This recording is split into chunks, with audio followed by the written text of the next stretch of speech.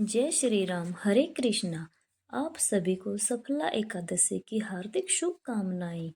पौष महीने के कृष्ण पक्ष में आने वाली एकादशी सफला एकादशी के नाम से जानी जाती है, जो भक्तों को अपने नाम के अनुरूप ही फल देती है।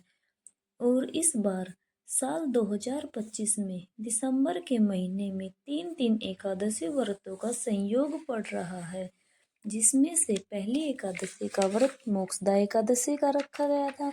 अब पौष मास के कृष्ण पक्ष की सफला एकादशी का व्रत आने वाला है। इसके बाद में पौष महीने के शुक्ल पक्ष की पुत्रदा एकादशी का व्रत भी दिसंबर महीने की अंतिम तारीख को रखा जाएगा। प्रिय श्रोताओं, सफला एकादशी तिथि 14 दिसंबर रविवार की शाम 6:50 से शुरू हो रही है और एकादशी तिथि समाप्त होगी 15 दिसंबर सोमवार को रात 9:19 पर। ऐसे में इस बार एकादशी का व्रत 15 दिसंबर सोमवार को रखा जाएगा। 15 दिसंबर सोमवार को ही सफला एकादशी है। एक दिन पहले दसवीं तिथि के नियमों का पालन किया जाएगा। 15 दिसंबर सोमवार को ब्रह्म मुहूर्त सुबह 5:29 से 6:17 तक रहेगा। सूर्योदय समय सुबह 7:04 पर और सूर्यास्त होगा शाम 5:39 पर। इस दिन प्रातःकाल पूजा का सबसे शुभ मुहूर्त बन रहा है। समय 5:44 से 7:06 तक रहेगा। शाम की पूजा का शुभ मुहूर्त 5:24 से 6:48 तक रहेगा।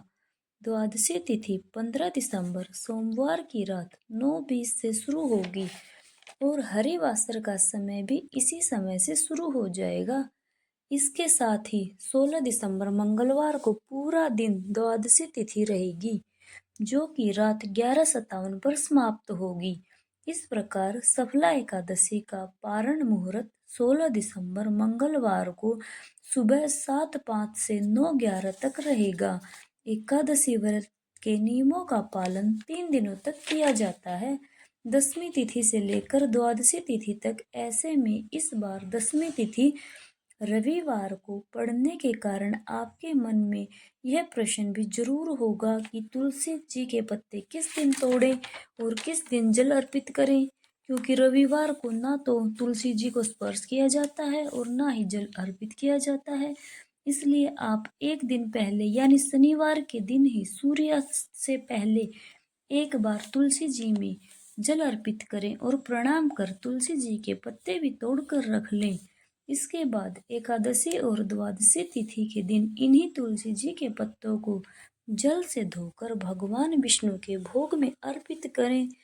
एकादशी और द्वादशी तिथि के दिन किए गए दान का बहुत महत्व होता है, इसलिए अपनी सामर्थ्य के अनुसार इस दिन निर्धनों को दान सामग्री अवश्य देनी चाहिए। इस दिन भगवान विष्णु की प्रसन्नता के लिए एकादशी व्रत की कथा का पाठ श्रवण भी करें। इस दिन किसी का दिल बिल्कुल ना दुखाएं और असहायों की सहायता करें। धन्यवाद। वीडियो पसंद आए तो लाइक करना न भूलें। जय श्री कृष्ण। हरे राम। ओम नमो भगवते वासुदेवाय नमः।